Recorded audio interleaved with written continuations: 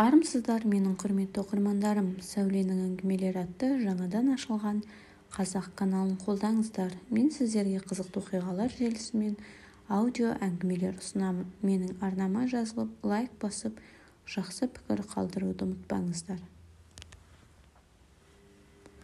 Қызды бұзатын қалама.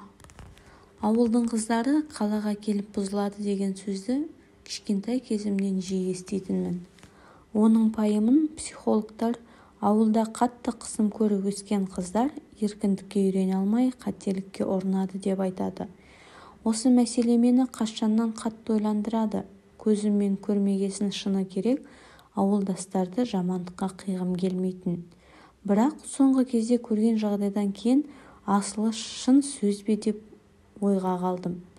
Бәрі түсінікті болу үшін басынан баяндап берейін. Астаналық пәтер жалдайтындар үшін бөгде адамдармен бірге тұру таңсық емес. Мен де жарнама арқылы 2 бөлмелі пәтерге 3 қыздың жанынан орын тауып жайғастым. Бірге тұрады деген атымыз болмаса, 4 түрлі кәсіптен нан тауып жеп жүрген бір-бірімізді өте сирек көреміз. Тек демалыс күндерінің кейбір уақыттарында ас бөлмеде басымыз қосылып қалады. Шыны керек, әдетте олардың демалысы да көшеде өтеді. Сенбінің әр кешінде қыздар тамақтан болған соң киініп, боянып, көңіл көтеруге кетеді. Алғашында мән бермей қыдырып шаршағандарын басатын болар деп өз шаруаммен жүре беретінмін. Бір күні сондай кештерден олардың екеуі таң ата келді де, бірі ертеңіне кешкісін үйге оралды. Құрбысының үйінен қайтқан болар деген болжауым мені алаңдатты. Оны таңда келген 2 қыздың сөзінен ұқтым. Үйге бір тәуліктен соң оралған қыздың есімі Ләйла. Бәріміз оны Люся дейміз. Өзі орта бойлы, арық, жирен шашты, сөзшең қыз. Білуімше пәтерлерді сатумен айналысады. Нақты немен айналысатынын түсіне алмадым. Әйтеуір телефонына тыныштық жоқ. 26 жастағы бұл бикеш әзіл айтып көзін қысқанда қалай ішіне кіріп кеткенін байқамай қаласың. Адамды магнитше тартып алып, психологиядан әңгіме айтқанда басыңды изеп отыра бересің. Өзінің айтуынша өзінен 20 жас үлкен өзге ұлт жігітінің құрбаны болған. Бірақ ол үшін өкінгенін еш байқамадық. Өзінің қыз ғұмырын қысқартқан жігіт ағасын әлі күнге дейін сағынады. Кейде телефон арқылы сөйлесіп тұрады. Оны сағынғанмен де артынан кеткен қыз емес еді. Әр демалысын жаңа жігітпен өткізіп үйренген бұл бикештің қазақ жігіттеріне деген өкпесі қара қазандай. Себебі біздің жігіттер қызға қалай қызмет етуді білмейді екен. Нәзік жандыларды еркелетіп ойын айтқызбай ұғатын жігіттер мүлде жоқ деседі. Бірақ сонда да болса ол солармен уақытын өткізуге қарсы емес. Бір күн осы Люсямыз массаж жасаймын деп өнер шығарды.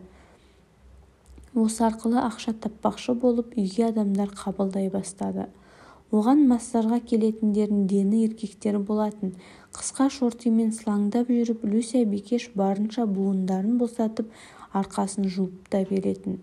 Оған бізге кедергі келтірмес үшін күндізгі уақытта үйде қыздар жоқта массаж жаса деп ескерттік. Ара-тұра клиенттермен кездесіп қалатын кездеріміз де болатын. Түрлеріне қарасаң үлкен еркектер сияқты көрінетін. Сөйтсем шынында әйелі бала-шағасы бар еркектер келеді екен. Бір күні сондайлардың бірі кешкісін Люсямен шарап ішіп пәтерімізден шықпай қойған еді. Содан кейін Люся көршілерден шағым естіп пәтерге шақырып массаж жасамайтын болды. Осыған бұлданып жылап-сықтап бар мұңын Зараға төкті.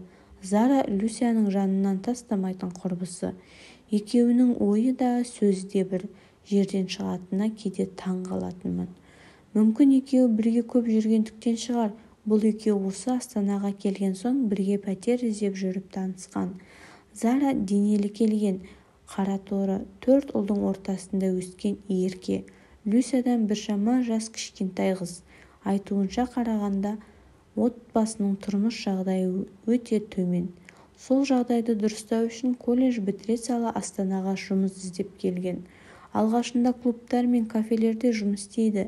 Кейіннен ол да Люсямен бірге пәтерлерді жалға беретін агенттікке жұмысқа кіреді. Зараның мінезі қызық, көңіл күйдің адамы. кейде күліп айналасын гүлдендірсе, кейбір кездері күлін шығарып жібереді. Өзінің бір жігіті бар, кей түндері бұл қызды алып кетеді де 1-2 күн жібермей қояды. Бір күні Люсямен түнгі клубқа кеткен еді, жігіті сонда барып жұрт көзінше ұрып алып кетіпті. Онысын ертесіне көгерген көзін көріп сұрағанымызда Люся әдемлеп тұрып баяндап берді. Бірақ ол жігіт қанша уақыт өтсе де үйленуге асығатын емес, Зараға билігін жүргізгенмен керек кезінде ғана іздеп келеді. Ал үйдегі 3-ші қыздың тағдыры өте ауыр. Жанына жолап кетсең, темекінің иісінен мұрның бітеліп қалады. Оған ара-тұра ішімдіктің де иісі қосылып тұрады. Есімі Лаура, жасы бар болғаны 18-де. Бірақ жап-жас қыздың энергиясын байқамайсың. Күндіз көрпеден баса алмайды, ал түнде қыдырады немесе телефонның бетіне қараумен болады. Жұмыс істемегенсін үйдегі қыздардан ақша сұрап мазасын алады. Сондықтан шығар Люся мен Зара мұны аса жақтырмайды. Үстінен үнемі жыртық джинсы мен ұлдардың футболкасын тастамайтын. Ал қызыл түске шашын бояп алған бұл қыздың өз әлемі бар. Басымыз қосылғанда күліп қана өз әлемінде отыра береді.